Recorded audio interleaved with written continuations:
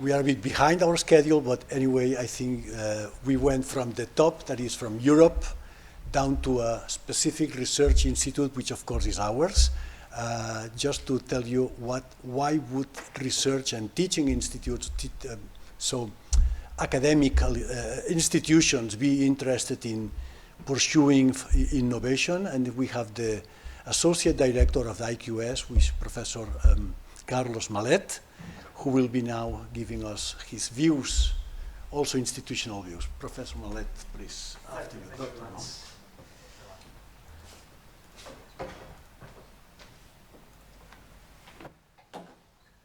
Well, thanks for still being here. I have a couple of bad news and some good news. First bad news is that, well, I'm the one standing between you and breakfast, the coffee break, sorry. So I know that's bad.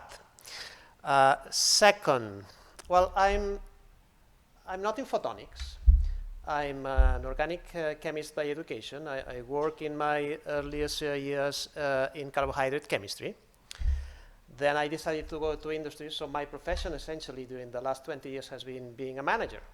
So I'm now standing here in front of highly skilled, trained, and brilliant scientists. So I'm the oddity in this room. Okay. The good news, I was planning to give you some context why an international community should even think about forming an alliance with a university in Spain, in Barcelona, something called IQS on your university. The good news is that thanks Dr. Montse Daban, because a part of this context is what Montserrat Daban presented already. Know that we read carefully the reports from BioCat. So I read it 2 or 3 times, and some of my slides that I had prepared with just a script were about context for the health and life sciences industry. So I'm going to concentrate on our business at the university. So what is our business? Okay, we have to teach. We do research. We do research because we love it, and because we hope that we can contribute to the positive advance of society. So eventually that research has to be transferred into society, okay? So our universities have the mandate also to work on tech transfer, and some of our most inspired researchers even there to try to build their own companies, so creating a startup or a spin-off, okay? But again, we work for the advancements of science and society. That is our mandate. And if we didn't do that, we wouldn't be a university, right?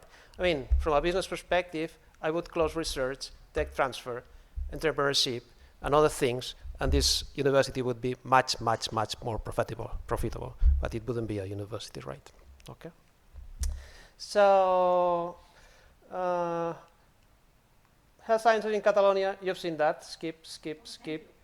Yeah, again, please read the 2023 report from BioCat. It's enlightening, okay? We've seen that. Startups, spin-offs, scale-ups, seen. Well, maybe not that one, okay? I will stop here. It's in the report as well. On the right-hand side, you see where money is going from venture capitalists in life sciences.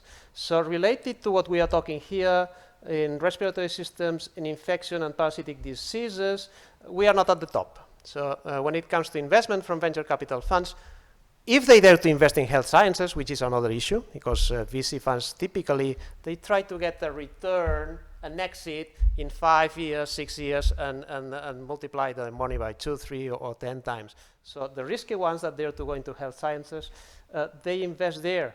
Nervous systems on the top, endocrine, oncology, of course, we are down there. The good news for respiratory systems is that it's getting more attention. It has increased by more than 30% in the last years.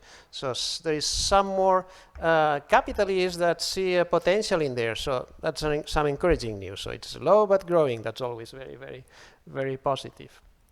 Coming back to the role of universities, how do we transfer knowledge to society?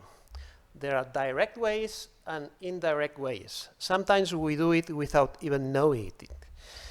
This is some very, very interesting metrics that you have in your report. It's the number of highly cited scientific papers in patents, okay? You know that when you are publishing, you are giving for free your knowledge to society, okay?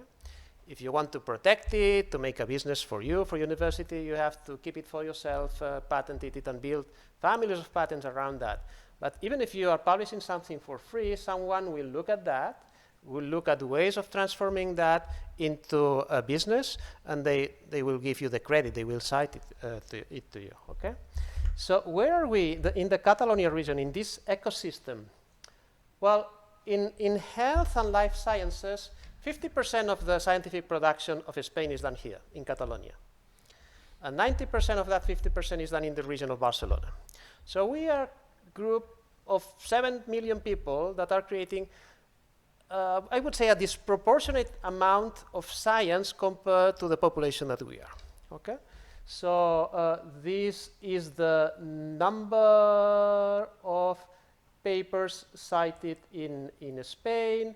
Barcelona is, or the Barcelona region, the Catalonia region, is half of that. You see that?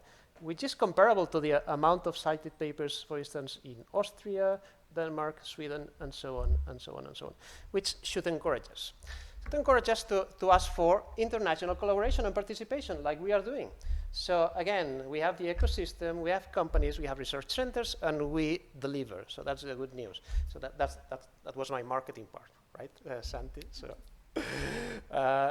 thanks for your trust in working with us and creating this international consortium that is trying to change life for the better. Okay. IQS.